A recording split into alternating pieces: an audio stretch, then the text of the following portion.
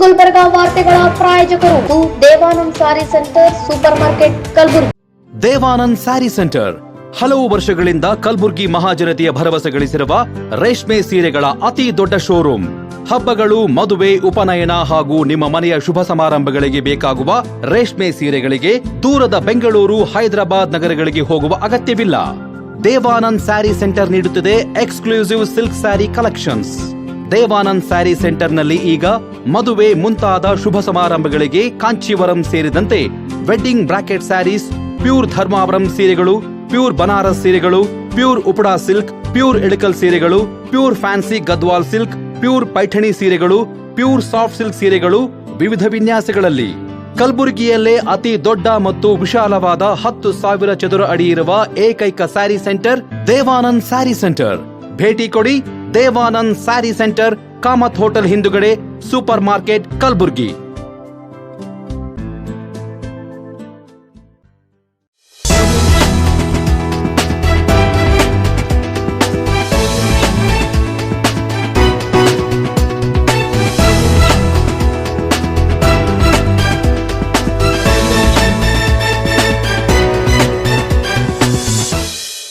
ನಮಸ್ಕಾರ ವೀಕ್ಷಕರೇ, ಎನ್ ಗುಲ್ಬರ್ಗಾ ನ್ಯೂಸ್ಗೆ ಸ್ವಾಗತ.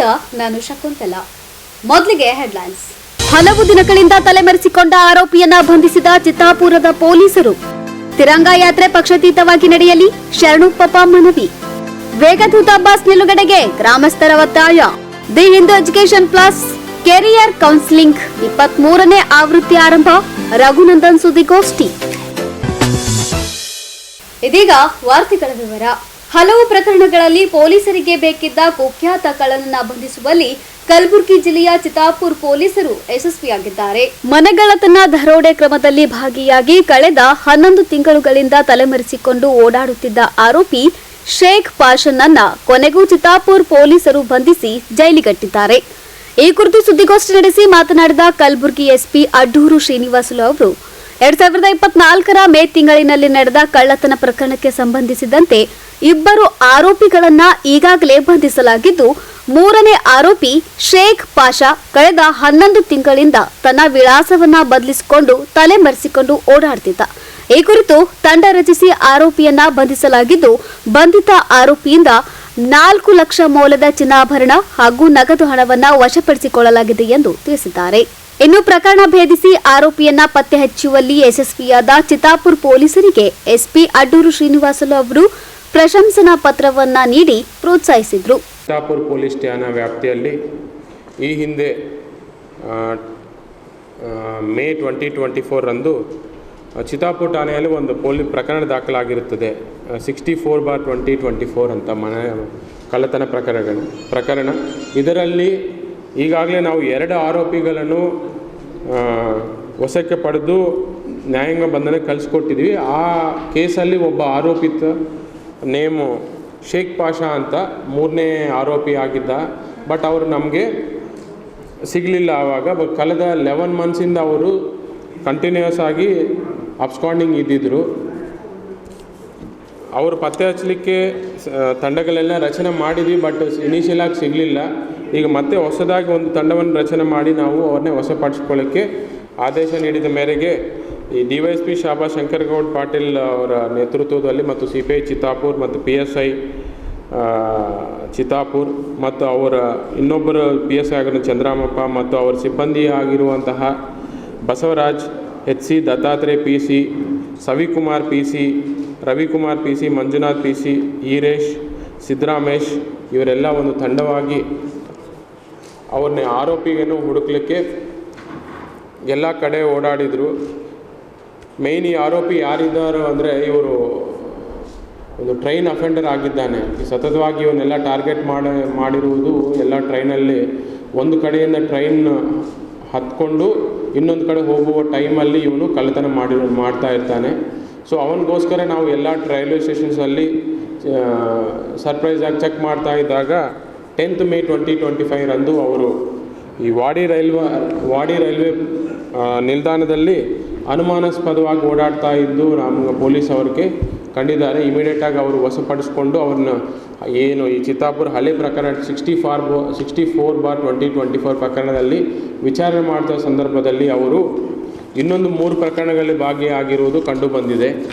ಅದರಲ್ಲಿ 3 ಪ್ರಕರಣಗಳಲ್ಲಿ 12/2025 ಮತ್ತು 16/2025 ಬಾಗೋಡೆಯಲ್ಲಿ ಅವರು ಮನೆ ಕಳ್ಳತನ ಮಾಡಿರುವುದು ಮತ್ತು 28/2025 ಚಿತ್ತಾಪುರ ಪೊಲೀಸ್ ಠಾಣೆ ವ್ಯಾಪ್ತಿಯಲ್ಲಿ ಬಸ್ ಸ್ಟ್ಯಾಂಡಲ್ಲಿ ಒಂದು ಅಜ್ಜಿ ಕಡೆ ಅವರ ಕೊರಳಲ್ಲಿ ಇರುವಂತಹ ಚೈನನ್ನು ಕಳ್ಳತನ ಮಾಡ್ಕೊಂಡು ಹೋಗಿರುವುದು, ಒಟ್ಟು ಬೇರೆ 3 ಪ್ರಕರಣಗಳಲ್ಲಿ ಭಾಗಿಯಾಗಿರುವುದು ನಮ್ಮ ವಿಚಾರಣೆ ಸಮಯದಲ್ಲಿ ಕಂಡುಬಂದಿದೆ.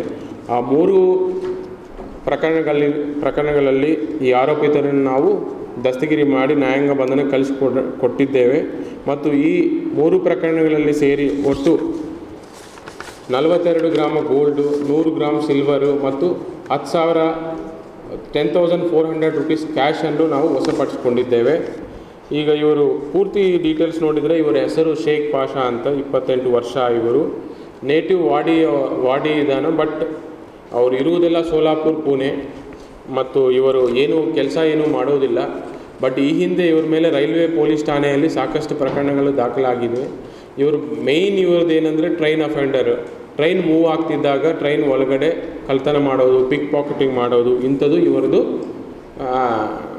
ಮೇಯ್ನ್ ವೃತ್ತಿ. ತದನಂತರ ರೈಲ್ವೆ ಟ್ರೈನ್ ಅಲ್ಲಿ ಕಳ್ಳತನದ ಜೊತೆ ಇವರು ಮನೆ ಕಳ್ಳತನ ಮತ್ತು ಚೈನ್ ಸ್ನ್ಯಾಚಿಂಗ್ ಇದನ್ನು ಅವರು ಈ ಇತ್ತೀಚಿನ ದಿನಗಳಲ್ಲಿ ಶುರು ಮಾಡಿದರು.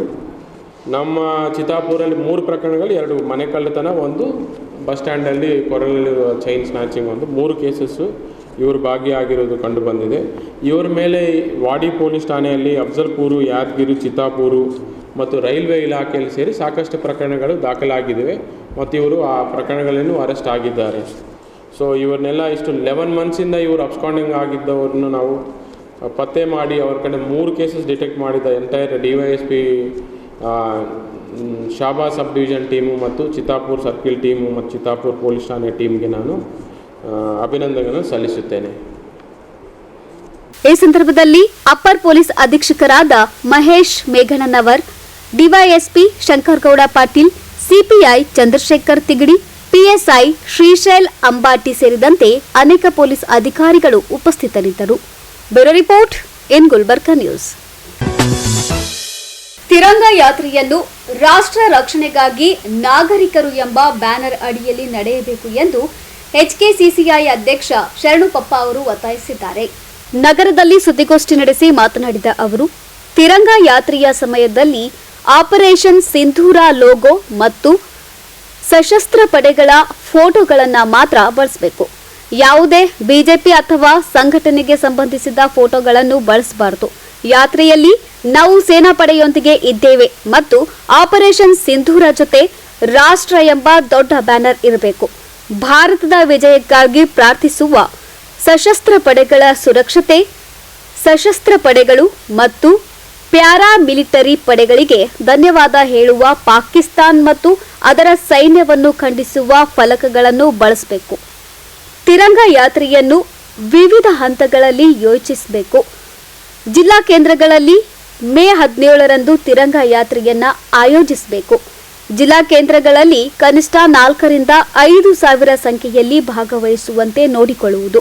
ಸಾರ್ವಜನಿಕರು, ಮಾಜಿ ಸೈನಿಕರು, ಸೈನಿಕರ ಕುಟುಂಬಗಳು, ವಿದ್ಯಾರ್ಥಿಗಳು, ರೈತರು, ವಕೀಲರು, ವೈದ್ಯರು, ಶಿಕ್ಷಕರು, ವಿವಿಧ ಕ್ಷೇತ್ರಗಳ ವೃತ್ತಿಪರರು ಹಾಗೂ ಸಾಧು ಸಂತರು ತಿರಂಗ ಯಾತ್ರೆಯಲ್ಲಿ ಭಾಗವಹಿಸಲು ವಿನಂತಿಸಬೇಕು.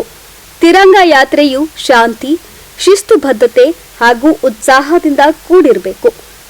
ದೇಶಭಕ್ತಿಯ ಘೋಷಣೆ, ದೇಶಭಕ್ತಿ ಗೀತೆಯನ್ನ ಯಾತ್ರೆಯಲ್ಲಿ ಬಳಸುವುದು ಹಾಗೂ ಅರ್ಥಪೂರ್ಣ ಹಾಗೂ ಪರಿಣಾಮಕಾರಿ ಕಾರ್ಯಕ್ರಮದ ಆಯೋಜನೆಯ ನಿಟ್ಟಿನಲ್ಲಿ ಹಾಗೂ ಸಂಘಟನಾತ್ಮಕ ದೃಷ್ಟಿಯಿಂದ ಜಿಲ್ಲಾ ಮಟ್ಟದಲ್ಲಿ ತಂಡಗಳನ್ನು ರಚಿಸಬೇಕು ಎಂದು ಒತ್ತಾಯಿಸಿದರು.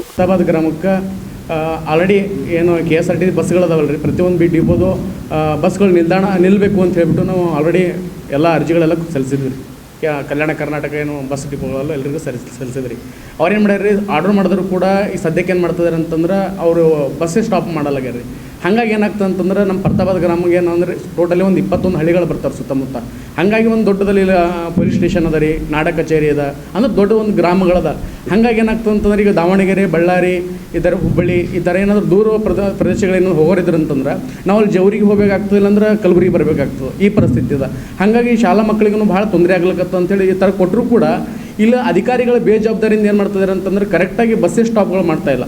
ಹಾಗಾಗಿ ಈ ಥರ ಆಗ್ತಿರೋದ್ರಿಂದ ನಾವು ಏನು ಮಾಡ್ತಾಯಿದ್ದೀವಿ ಅಂತಂದ್ರೆ ಸಾಂಬಸೇನೆ ಕಡೆಯಿಂದ 24ನೇ ತಾರೀಕು ಬಿದಾರ್ ಹೆದ್ದಾರಿ ತಡೆ ಮಾಡಿಕೇಸಿ ಒಂದು ದೊಡ್ಡ ಮಟ್ಟದ ಪ್ರತಿಭಟನೆ ಮಾಡಬೇಕು ಅಂದ್ಕೊಂಡಿದ್ದೀವಿ.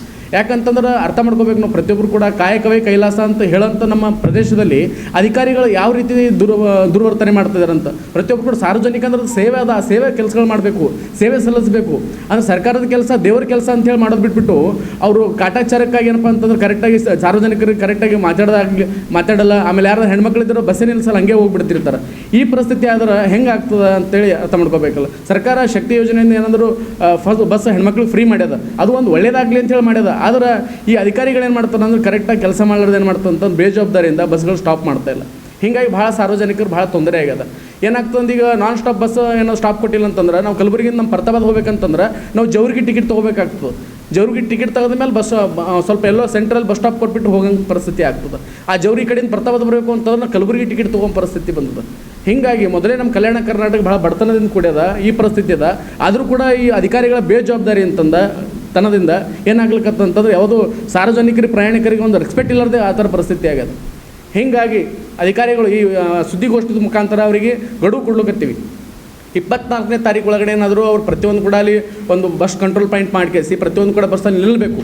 ಒಂದು ವೇಳೆ ಅದಕ್ಕೇನಾದರೂ ನಿಲ್ಲಿಸಿಲ್ಲ ಅಂತಂತಂದ್ರೆ ನಾವು ದೊಡ್ಡ ಮಟ್ಟದಾಗ ಹೆದ್ದಾರಿ ತಡೆ ಮಾಡಿ ಪ್ರತಿಭಟನೆ ಮಾಡ್ಬೇಕು ಅಂದ್ಕೊಂಡು ಈ ಸುದ್ದಿಗೋಷ್ಠಿಯಲ್ಲಿ ನಾವು ಕೇಳ್ಕೊತಾ ಇದ್ದೀವಿ. ಸುದ್ದಿಗೋಷ್ಠಿಯಲ್ಲಿ ಮಾಜಿ ಸೈನಿಕರು, HKCCIನ ಸದಸ್ಯರು ಹಾಗೂ ಮುಖಂಡರು ಸೇರಿದಂತೆ ಅನೇಕರು ಹಾಜರಿದ್ದರು. Bureau report, in Gulbarga news. In Gulbarga ನ್ಯೂಸ್ನಲ್ಲಿ ಒಂದು ಪುಟ್ಟ ವಿರಾಮ. ವೇಗದೂತ ಬಸ್ ನಿಲುಗಡೆಗೆ ಗ್ರಾಮಸ್ಥರ ಒತ್ತಾಯ. The Hindu education plus career counselling 23ನೇ ಆವೃತ್ತಿ ಆರಂಭ. ರಘುನಂದನ್ ಸುದ್ದಿಗೋಷ್ಠಿ.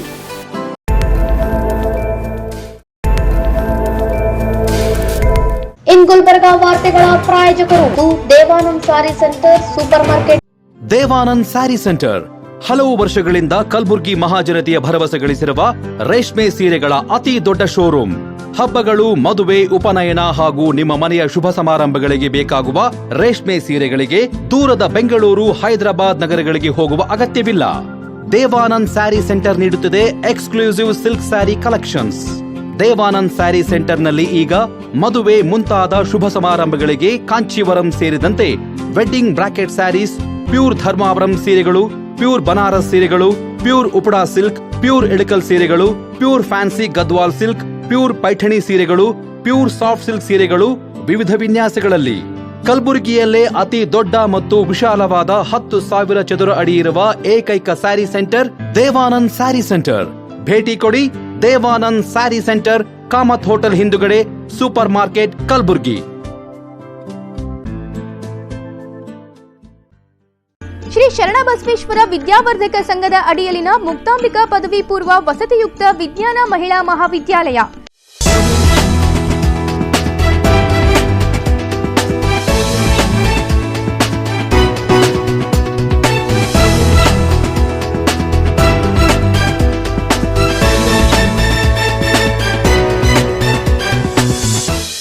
ಗ್ರಾಮದ ನಂತರ ಮತ್ತೆ ಇನ್ ಗುಲ್ಬರ್ಗಾ ನ್ಯೂಸ್ಗೆ ಸ್ವಾಗತ.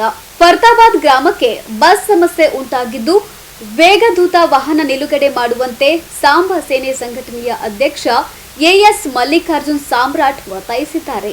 ನಗರದ ಪತ್ರಿಕಾ ಭವನದಲ್ಲಿ ಸುದ್ದಿಗೋಷ್ಠಿ ನಡೆಸಿ ಮಾತನಾಡಿದ ಅವರು, ಫರ್ತಾಬಾದ್ ಹಾಗೂ ಸುತ್ತಲಿನ ಅನೇಕ ಗ್ರಾಮಗಳಿಗೆ ಸೂಕ್ತ ಬಸ್ ವ್ಯವಸ್ಥೆ ಇಲ್ಲದೆ ವಿದ್ಯಾರ್ಥಿಗಳು ಹಾಗೂ ಸಾರ್ವಜನಿಕರು ಪರದಾಡುವ ಪರಿಸ್ಥಿತಿ ನಿರ್ಮಾಣವಾಗಿದೆ. ಈ ಕುರಿತು ಹಲವು ಬಾರಿ ಸಂಬಂಧಿಸಿದ ಅಧಿಕಾರಿಗಳಿಗೆ ಮನವಿ ಸಲ್ಲಿಸಿದರೂ ಯಾವುದೇ ಪ್ರಯೋಜನವಾಗಿಲ್ಲ. ಹೀಗಾಗಿ ಕೂಡಲೇ ಸಂಬಂಧಪಟ್ಟ ಅಧಿಕಾರಿಗಳು ಈ ಕುರಿತು ಗಮನ ಹರಿಸಿ ಸೂಕ್ತ ಪರಿಹಾರ ನೀಡಬೇಕು ಎಂದು ಒತ್ತಾಯಿಸಿದ್ರು. ಇನ್ನು ಕೂಡಲೇ ಬಸ್ ನಿಲುಗಡೆಗೆ ಸೂಚನೆ ನೀಡದಿದ್ರೆ ಮುಂಬರುವ ದಿನಗಳಲ್ಲಿ ಫರ್ತಾಬಾದ್ ಗ್ರಾಮಸ್ಥರು ಹಾಗೂ ಸುತ್ತಮುತ್ತಲಿನ ಗ್ರಾಮಸ್ಥರು ಒಟ್ಟಾಗಿ ಉಗ್ರ ಹೋರಾಟ ನಡೆಸಲಾಗುವುದು ಎಂದು ಎಚ್ಚರಿಸಿದ್ರು. ತಮಗೆಲ್ಲ ತಿಳಿದಿರುವ ಹಾಗೆ ಹೋದ ತಿಂಗಳು 22 ಏಪ್ರಿಲ್ 2025ರಂದು ಕಾಶ್ಮೀರದ ಪುಲ್ಗಾಮದಲ್ಲಿ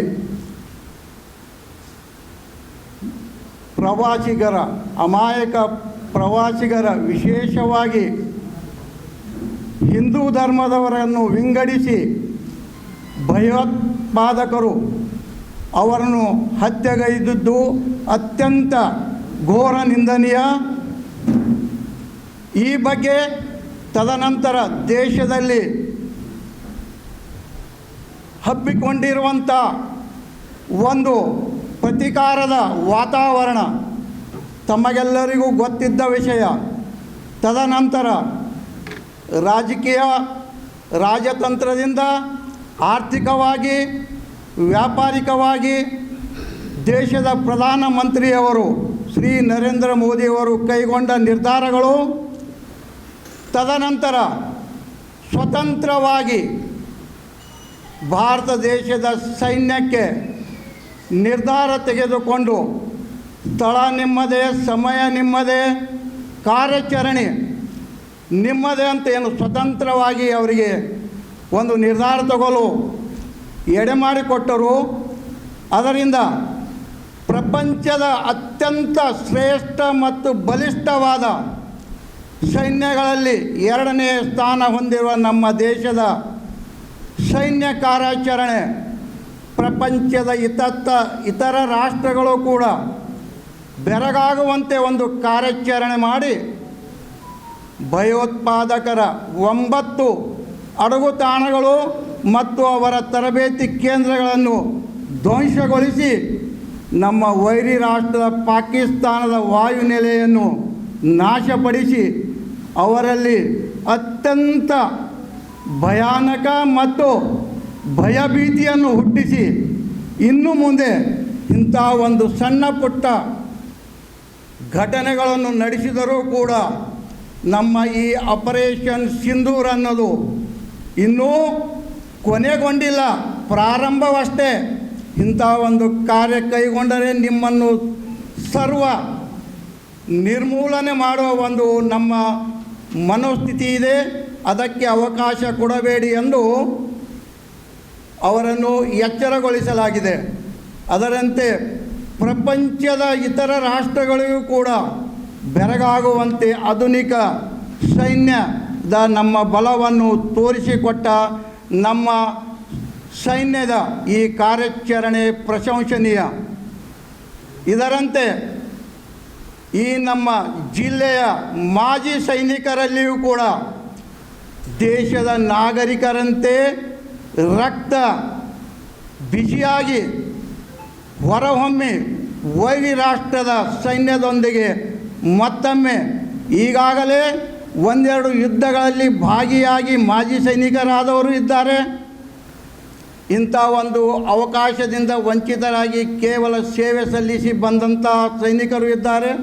ಅವರೆಲ್ಲರಲ್ಲಿಯೂ ಈ ಒಂದು ಅವಕಾಶ ಸಿಕ್ಕರೆ, ಸೈನ್ಯದಿಂದ ಕರೆ ಬಂದರೆ 80 ವರ್ಷವಾದರೂ ಕೂಡ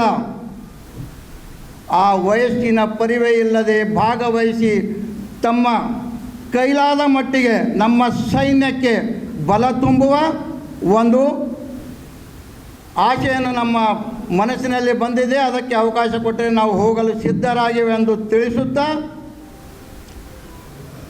ನಾವು ಭಾರತ ದೇಶದ ನಾಗರಿಕರೆಲ್ಲರೂ ಯಾವ ಜಾತಿ, ಧರ್ಮ, ಪಂಗಡ ಅಥವಾ ಯಾವ ಪಕ್ಷ ಅನ್ನದೆ ನಾವೆಲ್ಲರೂ ನಮ್ಮ ಭಾರತ ದೇಶದ ಪ್ರತೀಕವಾದ ರಾಷ್ಟ್ರಧ್ವಜ, ತ್ರಿವರ್ಣ ಧ್ವಜದ ಅಡಿಯಲ್ಲಿ ನಾವೆಲ್ಲರೂ ಒಂದೇ ಎಂದು ನಮ್ಮ ಬಲ ಏನೆನ್ನೋದು ವೈರಿ ರಾಷ್ಟ್ರಕ್ಕೂ ಮತ್ತು ಪ್ರಪಂಚದ ಇತರ ರಾಷ್ಟ್ರಗಳಿಗೆಲ್ಲ ತೋರಿಸಿಕೊಡೋಣ. ಅದಕ್ಕಾಗಿ ನಾವೆಲ್ಲರೂ ಒಂದಾಗಿ ಒಟ್ಟಾಗಿ ಒಂದೇ ಧ್ವನಿಯಲ್ಲಿ ಭಾರತ್ ಮಾತಾ ಕಿ ಜಯ ಎನ್ನುವ ಒಂದು ಘೋಷಣೆಯೊಂದಿಗೆ ಮುಂದುವರಿಯೋಣ ಎಂದು ತಮ್ಮೆಲ್ಲರಲ್ಲಿ ವಿನಂತಿಸಿಕೊಳ್ಳುತ್ತಾ, ಈ ಮುಂದಿನ 17 ಇನ್ನೆರಡು ದಿನದ ನಂತರ ತಿರಂಗ ಯಾತ್ರೆ, ನಾನಾಗಲೇ ಹೇಳಿದ ಹಾಗೆ ನಮ್ಮ ರಾಷ್ಟ್ರದ ಪ್ರತೀಕವಾದ ರಾಷ್ಟ್ರ ಧ್ವಜ ತಿರಂಗ ಯಾತ್ರೆಯಲ್ಲಿ ನಾವು ನೀವೆಲ್ಲರೂ ಭಾಗಿಯಾಗಿ ಸಮಾಜದ ಸಂಘಟನೆಗಳು ಮುಂದುವರಿಯುತ್ತಿರುವಾಗ ಮಾಜಿ ಸೈನಿಕರಾದ ನಾವೆಲ್ಲರೂ ಸುಮ್ಮನಿರಲು ಆಗುತ್ತದೆ. ಆದ್ದರಿಂದ ನಾವೆಲ್ಲ ಮಾಜಿ ಸೈನಿಕರು ಕೂಡ ಈ ತಿರಂಗ ಯಾತ್ರೆಯಲ್ಲಿ ಭಾಗವಹಿಸುತ್ತೇವೆ ಎಂದು ತಮ್ಮಲ್ಲಿ ಈ ಒಂದು ಮಾತು ಕೊಟ್ಟು ನನ್ನ ಮಾತಿಗೆ ವಿರಾಮ ಕೊಡುತ್ತಿದ್ದೇನೆ. ಧನ್ಯವಾದ. ನಮ್ಮ ಹೆಸರು ನಾಗಣ್ಣ ಪಾಟೀಲ್.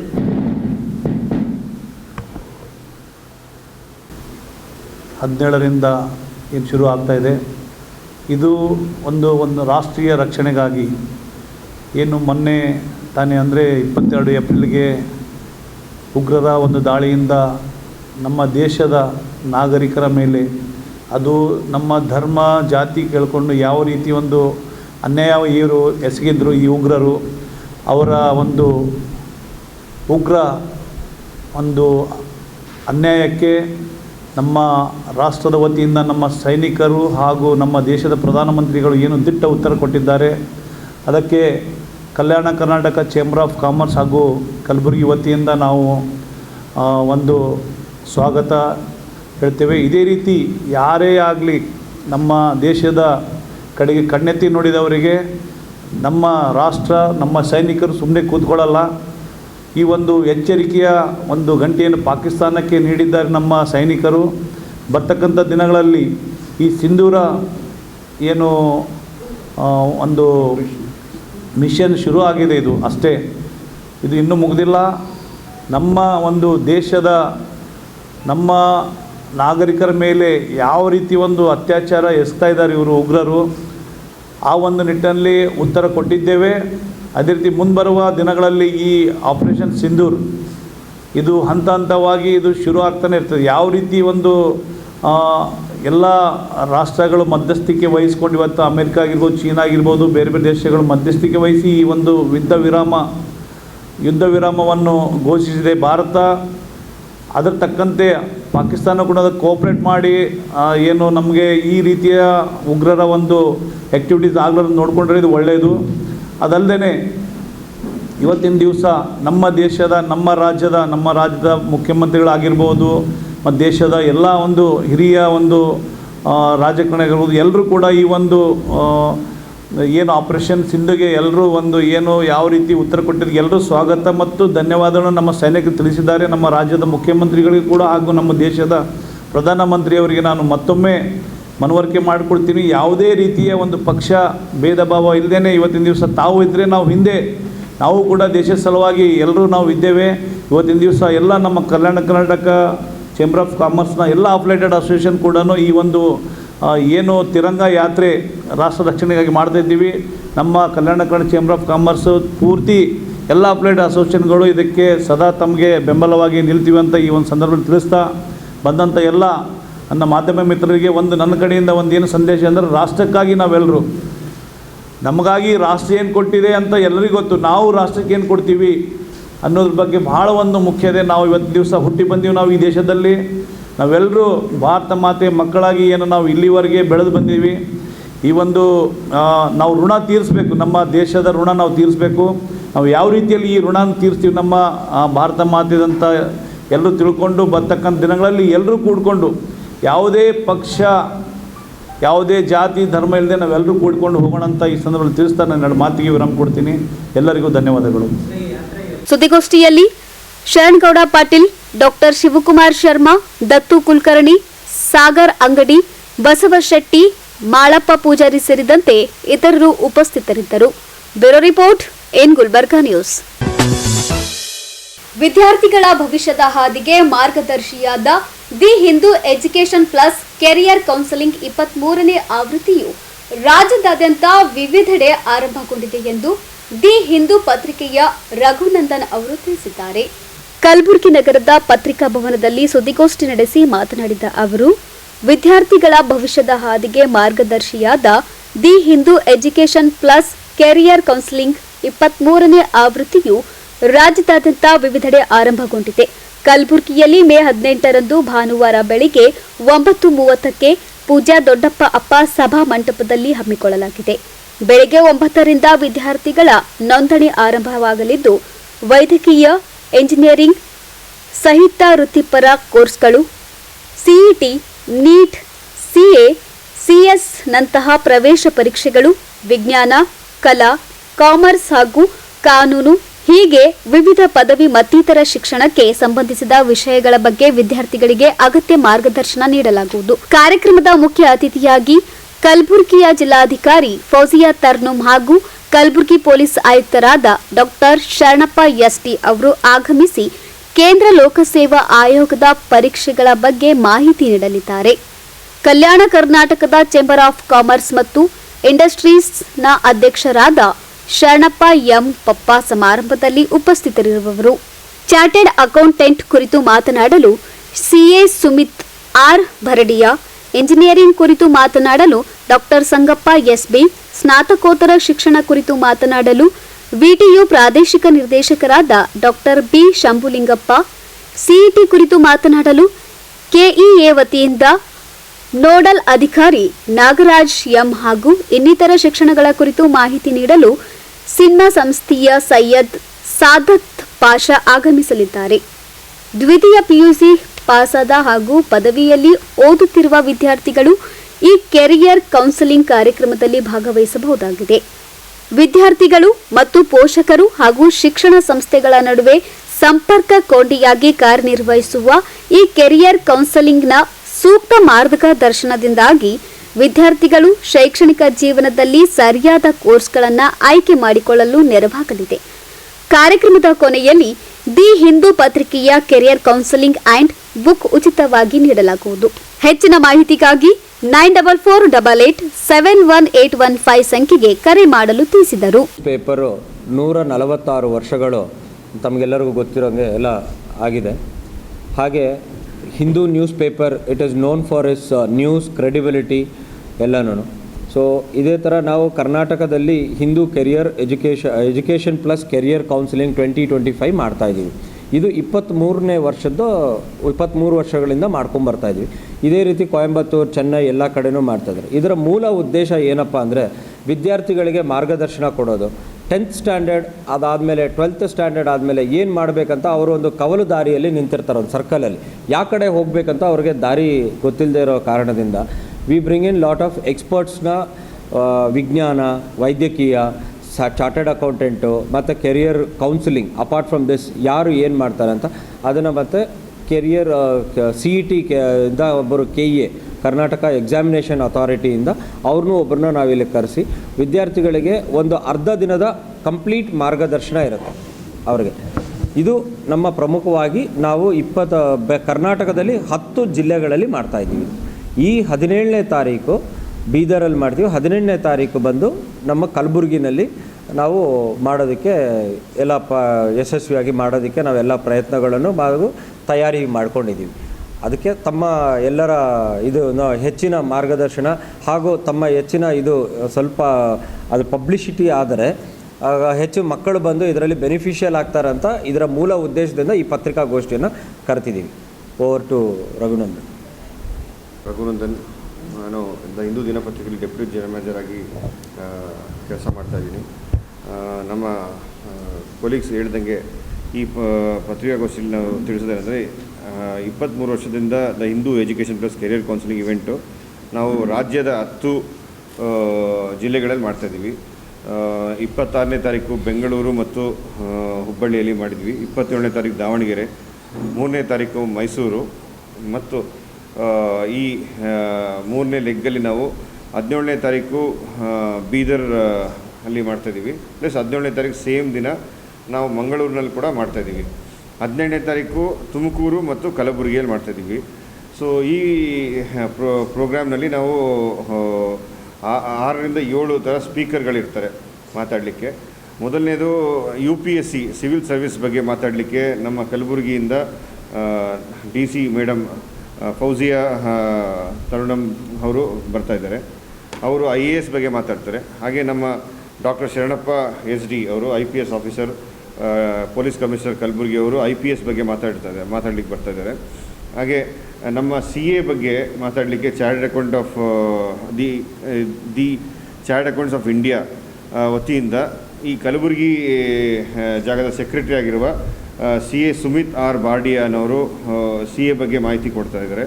ಆಮೇಲೆ ಡಾಕ್ಟರ್ ಸಂಗಪ್ಪ SP ಅಂತ ಅವರು ಬೆಂಗಳೂರಿಂದ ಬರ್ತಾಯಿದ್ದಾರೆ. ಅವರು ಕಮಾವರಿ ಗ್ರೂಪ್ ಆಫ್ ಇನ್ಸ್ಟಿಟ್ಯೂಷನ್ನ ಡೈರೆಕ್ಟರ್ ಆಗಿದ್ದಾರೆ, ಪ್ಲಸ್ ಕಮಾವರಿ ಇನ್ಸ್ಟಿಟ್ಯೂಟ್ ಆಫ್ ಟೆಕ್ನಾಲಜಿಯ ಪ್ರಾಂಶುಪಾಲರಾಗಿದ್ದಾರೆ. ಅದಲ್ಲದೆ ಅವರು ISTE ಡೆಲ್ಲಿಗೆ ಚಾಪ್ಟರ್ಗೆ ಅವರು ವೈಸ್ ಚೇರ್ಮನ್ ಆಫ್ ಕರ್ನಾಟಕ ಆಗಿದ್ದಾರೆ. ಸೊ ಅವರು ಇಂಜಿನಿಯರಿಂಗ್ ಬಗ್ಗೆ ಮಾಹಿತಿ ಕೊಡಲಿಕ್ಕೆ ಅವ್ರು ಬರ್ತಾಯಿದ್ದಾರೆ. ಆಮೇಲೆ ಡಾಕ್ಟರ್ B. ಶಂಭುಲಿಂಗಪ್ಪ ಅವರು ನಮ್ಮ ಕಲಬುರಗಿ ರೀಜ್ನಲ್ ಡೈರೆಕ್ಟರ್ ಆಗಿರುವ VTU ಸಂಸ್ಥೆಯ ರೀಜ್ನಲ್ ಡೈರೆಕ್ಟರ್ ಆಗಿರೋರು. PG ಪ್ರೋಗ್ರಾಮ್ಸ್ ಅಂದರೆ MCA, MBA ಮತ್ತು MTech ಪ್ರೋಗ್ರಾಮ್ಗಳಿಗೆ ಮಾಹಿತಿ ಕೊಡಲಿಕ್ಕೆ ಅವ್ರು ಬರ್ತಿದ್ದಾರೆ. ಪ್ಲಸ್ ಇಲ್ಲಿ ಪ್ರತಿ ವರ್ಷವೂ ನಮ್ಮ CET ಮತ್ತು NEET ಕೌನ್ಸಿಲಿಂಗ್ ಬಗ್ಗೆ ಸ್ವಲ್ಪ ಗೊಂದಲ ಮಕ್ಕಳಿಗೆ ಮತ್ತು ಪೋಷಕರಿಗಿರುತ್ತೆ. ಸೊ ಅದನ್ನು ಕ್ಲಾರಿಫೈ ಮಾಡಲಿಕ್ಕೆ ನಮ್ಮ senior grade lecturer Nagaraj M ಅಂತ ಅವರು ಗೌರ್ಮೆಂಟ್ ಪಾಲಿಟೆಕ್ನಿಕ್ ಕಲಬುರಗಿಯಲ್ಲಿ ಕಂಪ್ಯೂಟರ್ ಸೈನ್ಸ್ ಡಿಪಾರ್ಟ್ಮೆಂಟಲ್ಲಿ ಸೇವೆ ಸಲ್ಲಿಸ್ತಾ ಇದ್ದಾರೆ. ಅವರು nodal officer of KEA Kalaburagi ಅವರು ಬರ್ತಾ ಇದ್ದಾರೆ. ಆಮೇಲೆ ಸೈಯದ್ ಸಾದಕ್ ಪಾಷಾ ಅಂತ ಇವರು ನಮ್ಮ ಸಿಗ್ಮಾ ಕೌನ್ಸಿಲರ್ ಅಂತ ಬೆಂಗಳೂರಿನಿಂದ. ಇವಾಗ ನಾವು ಇಂಜಿನಿಯರಿಂಗು, ಮೆಡಿಸಿನ್ ಬಗ್ಗೆ ಮತ್ತು UPSC ಬಗ್ಗೆ ಒಬ್ಬೊಬ್ಬರು ಸ್ಪೀಕರ್ ಇರೋದ್ರಿಂದ ಇವರು apart from engineering UPSC like pure science, arts, commerce, humanities, physiotherapy, pharmacy ಇದ್ರ ಬಗ್ಗೆ ಮಾಹಿತಿ ಕೊಡಲಿಕ್ಕೆ ಸೈಯದ್ ಸಾದತ್ ಪಾಷಾ ಅವರು ಬರ್ತಿದ್ದಾರೆ. ಇದು ಎಲ್ಲ ಮಕ್ಕಳಿಗೂ ಮತ್ತು ಪೋಷಕರಿಗೂ ಉಚಿತ ಪ್ರವೇಶ, ಪ್ಲಸ್ ಬರುವಂಥ ಎಲ್ಲ ಮಕ್ಕಳಿಗೂ ಮತ್ತು ಪೋಷಕರಿಗೆ ನಾವು ಒಂದು ಕೆರಿಯರ್ ಕೌನ್ಸಿಲಿಂಗ್ ಹ್ಯಾಂಡ್ ಬುಕ್ ಕೂಡ ಉಚಿತವಾಗಿ ಕೊಡ್ತಾ ಇದ್ದೀವಿ. ಇದು ರಿಜಿಸ್ಟ್ರೇಷನ್ ನಮಗೆ 9 ಗಂಟೆಗೆ ಬೆಳಿಗ್ಗೆ ಸ್ಟಾರ್ಟ್ ಆಗುತ್ತೆ. ಪ್ರೋಗ್ರಾಮ್ ಬಂದ್ಬಿಟ್ಟು 9:30, 9:45 ಹಂಗೆ ಸ್ಟಾರ್ಟ್ ಆಗಿ 1 ಗಂಟೆ 1:30ವರೆಗೂ ನಡೆಯುತ್ತೆ. ಪ್ರೋಗ್ರಾಮ್ ಆದ ನಂತರ ನಾವು ಮಕ್ಕಳು ಪಾಪ ಬೇರೆ ಬೇರೆ ದೂರದಿಂದ ಬಂದಿರ್ತಾರೆ. ಸೊ ಅವರಿಗೆ ಲಘು ಅಂದರೆ ಒಂದು ಉಪಹಾರ ಅಂತ ಹೇಳಲಿಕ್ಕಾಗಲ್ಲ, ಒಂದು ಬಿಸ್ಕೆಟ್ ಪ್ಯಾಕೆಟು ಮತ್ತು ಒಂದು ಜ್ಯೂಸು ಪ್ಯಾಕೆಟು ಮತ್ತು ಒಂದು ನೀರಿನ ಬಾಟ್ಲನ್ನು ನಾವು ಹಿಂದೂ ನ್ಯೂಸ್ ಪೇಪರ್ ಕಡೆಯಿಂದ ಅವರಿಗೆಲ್ಲರಿಗೂ ಕೊಡ್ತಾಯಿದ್ದೀವಿ. ಸೊ ಈ ಮಾಹಿತಿನ ತಾವು ತಮ್ಮ ಪತ್ರಿಕೆಗಳಲ್ಲಿ ಮತ್ತು ನ್ಯೂಸ್ ಚಾನೆಲ್ಗಳಲ್ಲಿ ತಿಳಿಸಿದ್ರೆ ಸೊ ಉಚಿತವಾಗಿ ಮಕ್ಕಳು ಬಂದ್ಬಿಟ್ಟು ಈ ಪ್ರೋಗ್ರಾಮ್ನ ಅಟೆಂಡ್ ಮಾಡ್ಬೋದು. ಪ್ಲಸ್ ಇದರಲ್ಲಿ ಅಟೆಂಡ್ ಆಗುವಂಥ ವಿದ್ಯಾರ್ಥಿಗಳು ಯಾರೇ ಆಗಲಿ 10th, 11th, 12th ಓದುತ್ತಿರುವ ವಿದ್ಯಾರ್ಥಿಗಳು ಅಥವಾ 12th ಪಾಸ್ ಆಗಿರೋ ವಿದ್ಯಾರ್ಥಿಗಳು ಮತ್ತು ಯಾವುದೇ UG ಪ್ರೋಗ್ರಾಮ್ ಮಾಡಿಕೊಂಡು PG ಅಂದರೆ ಅಂಡರ್ ಗ್ರಾಜ್ಯುಯೇಟ್ ಪ್ರೋಗ್ರಾಮ್ ಮಾಡ್ತಿರುವಂಥ ವಿದ್ಯಾರ್ಥಿಗಳು, ಪೋಸ್ಟ್ ಗ್ರಾಜ್ಯುಯೇಷನ್ ಓದಲಿಕ್ಕೆ ಯಾರು ಆಸಕ್ತಿ ಉಳ್ಳುವವರು, ಪ್ಲಸ್ UPSC ಅನ್ನೋ ಪರೀಕ್ಷೆ ಅನ್ನು ತಗೊಳ್ಳುವಂಥ ವಿದ್ಯಾರ್ಥಿಗಳು ಬಂದು ಕೌನ್ಸಿಲಿಂಗ್ ಪಡ್ಕೋಬೋದು ಅಂತ ಇಲ್ಲಿ ತಿಳಿಸ್ತಿದ್ದೀನಿ ಸರ್. ಧನ್ಯವಾದಗಳು. ಸುದ್ದಿಗೋಷ್ಠಿಯಲ್ಲಿ ದಿ ಹಿಂದೂ ಪತ್ರಿಕೆಯ ಮುಖ್ಯಸ್ಥರು ಹಾಗೂ ಸಿಬ್ಬಂದಿಗಳು ಉಪಸ್ಥಿತರಿದ್ದರು. Bureau report in Gulbarga news. ಇದೀಗ ಮತ್ತೊಮ್ಮೆ ಮುಖ್ಯಾಂಶಗಳು. ಹಲವು ದಿನಗಳಿಂದ ತಲೆಮರೆಸಿಕೊಂಡ ಆರೋಪಿಯನ್ನ ಬಂಧಿಸಿದ ಚಿತ್ತಾಪುರದ ಪೊಲೀಸರು. ತಿರಂಗ ಯಾತ್ರೆ ಪಕ್ಷಾತೀತವಾಗಿ ನಡೆಯಲಿ, ಶರಣುಪ್ಪಪ್ಪ ಮನವಿ. ವೇಗದೂತ ಬಸ್ ನಿಲುಗಡೆಗೆ ಗ್ರಾಮಸ್ಥರ ಒತ್ತಾಯ. The Hindu education plus career counselling 23ನೇ ಆವೃತ್ತಿ ಆರಂಭ. ರಘುನಂದನ್ ಸುದ್ದಿಗೋಷ್ಠಿ. ಇದೇ ಹೊತ್ತಿನ ಇನ್ ಗುಲ್ಬರ್ಗಾ ನ್ಯೂಸ್. ಮುಂದಿನ ಸಂಚಿಕೆಯಲ್ಲಿ ಮತ್ತೆ ಭೇಟಿಯಾಗೋಣ. ನಮಸ್ಕಾರ. ದೇವಾನಂದ್ ಸ್ಯಾರಿ ಸೆಂಟರ್ ಹಲವು ವರ್ಷಗಳಿಂದ ಕಲಬುರ್ಗಿ ಮಹಾಜನತೆಯ ಭರವಸೆ ಗಳಿಸಿರುವ ರೇಷ್ಮೆ ಸೀರೆಗಳ ಅತಿ ದೊಡ್ಡ ಶೋರೂಮ್.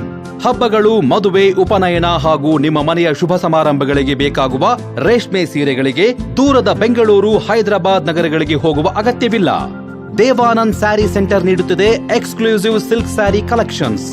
ದೇವಾನಂದ್ ಸ್ಯಾರಿ ಸೆಂಟರ್ನಲ್ಲಿ ಈಗ ಮದುವೆ ಮುಂತಾದ ಶುಭ ಸಮಾರಂಭಗಳಿಗೆ ಕಾಂಚೀವರಂ ಸೇರಿದಂತೆ wedding brocade saris, pure Dharmavaram ಸೀರೆಗಳು, ಪ್ಯೂರ್ ಬನಾರಸ್ ಸೀರೆಗಳು, pure Uppada silk, pure Ilkal ಸೀರೆಗಳು, pure fancy Gadwal silk, pure Paithani ಸೀರೆಗಳು, ಪ್ಯೂರ್ ಸಾಫ್ಟ್ ಸಿಲ್ಕ್ ಸೀರೆಗಳು ವಿವಿಧ ವಿನ್ಯಾಸಗಳಲ್ಲಿ. ಕಲಬುರಗಿಯಲ್ಲೇ ಅತಿ ದೊಡ್ಡ ಮತ್ತು ವಿಶಾಲವಾದ 10,000 ಚದುರ ಅಡಿ ಇರುವ ಏಕೈಕ sari centre Devanand sari centre. ಭೇಟಿ ಕೊಡಿ. Devanand sari centre, Kamath hotel ಹಿಂದುಗಡೆ, ಸೂಪರ್ ಮಾರ್ಕೆಟ್, ಕಲಬುರ್ಗಿ.